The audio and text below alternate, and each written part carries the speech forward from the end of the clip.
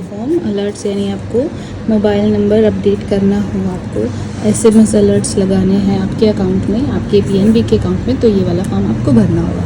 ठीक है, इसमें सबसे ऊपर BO लिखा है यानी शाखा का नाम, ब्रांच का नाम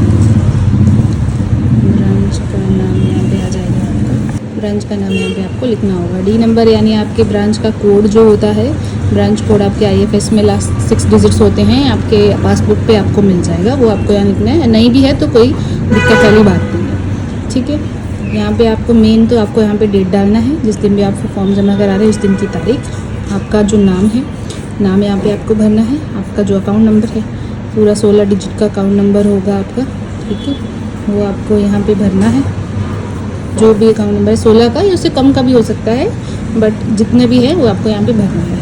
उसके बाद मोबाइल नंबर न्यू वाला जो आपको अभी अकाउंट में अपडेट करना है, वो वाला मोबाइल नंबर आपको यहाँ पे भरना होगा। पुराना वाला कहीं नहीं भरना है। कुछ लोग क्या करते हैं, पुराना नंबर जो उनके पास पहले से रजिस्टर्ड होता है वो भर देते हैं, वो नहीं भरना है, आपको नया वाला भरना है, न्यू नंबर। उसके बाद यहाँ पे आपको साइन करना है, जो भी आप अकाउंट में साइन करते आए हैं, अकाउंट में जो आपने साइन शुरुआत में दे रखे हैं वही साइन आपको यहाँ करने हैं। फॉर एग्जांपल अगर आपका नाम रामलाल है और यहाँ सो एंड सो आपने अपना नंबर भर दिया, यहाँ पे आपको आपके साइन करने होंगे।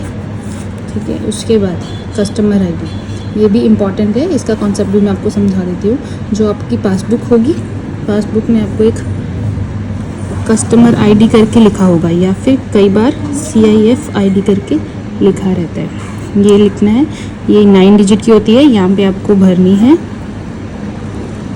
जो भी है वो यहाँ पे भरनी है। जब आपका मोबाइल नंबर अपडेट होता है तो अकाउंट नंबर पे नहीं, वो आपकी कस्टमर ID पे अपडेट होता है। एक कस्टमर ID, एक पर्सन की एक कस्टमर ID होती है। ठीक है, मान लीजिए यहाँ पे रामलाल है, इनके PNB बैंक में 2 अकाउंट है। ठीक है, लेकिन दोनों अकाउंट में अकाउंट नंबर तो अलग अलग होगा, लेकिन जो कस्टमर ID होती है वो एक होती है। ये आपका पूरा एक तरह से बायोडाटा होता है कि आपका नाम, date of birth, Aadhaar number, PAN number, KYC जो भी है वो आपका कस्टमर ID पे अपडेट होता है, और उस कस्टमर ID से लिंक होके ही आपका अकाउंट खुलता है। तो आपका अगर मान लीजिए 2 अकाउंट है और आप कस्टमर ID पे मोबाइल नंबर अपडेट करवा रहे हो, उसी पे अपडेट होता है। जब आप अपडेट कराओगे तो आपका दोनों अकाउंट में आपका नंबर चेंज हो जाएगा। आपको हर अकाउंट के लिए अलग अलग से चेंज नहीं करना होता है, सिर्फ आपका एक बार अकाउंट के कस्टमर ID में आपका नंबर अपडेट होगा तो आपका दोनों अकाउंट में या 3-4 जितने भी अकाउंट हैं उनमें अपडेट हो जाएगा। लेकिन इसमें एक बात ये भी ध्यान रखने वाली है कि मान लीजिए आपका जॉइंट अकाउंट है।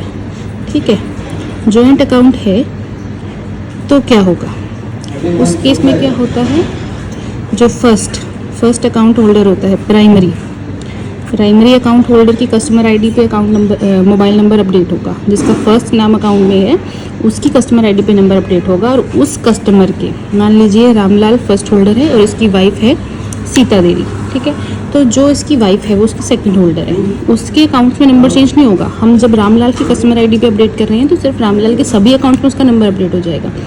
लेकिन मान लीजिए सीता देवी इसकी सेकंड होल्डर है, वो आती है नंबर अपडेट करने, वो सिर्फ अपनी कस्टमर ID पे अपडेट कर सकती है, वो फर्स्ट अकाउंट होल्डर की कस्टमर ID में कुछ भी अपडेट नहीं कर पाएगी। तो जब वो अपनी ID में अपडेट करेगी सेकंड होल्डर, ठीक है, सेकंड होल्डर सीता जब अपडेट करेगी तो उसके जो अकाउंट्स होंगे उनमें मोबाइल नंबर अपडेट होगा। मान लीजिए उसके एक अकाउंट रामलाल के साथ ज्वाइंट है और उसके अलावा भी उसके 2 सिंगल अकाउंट है।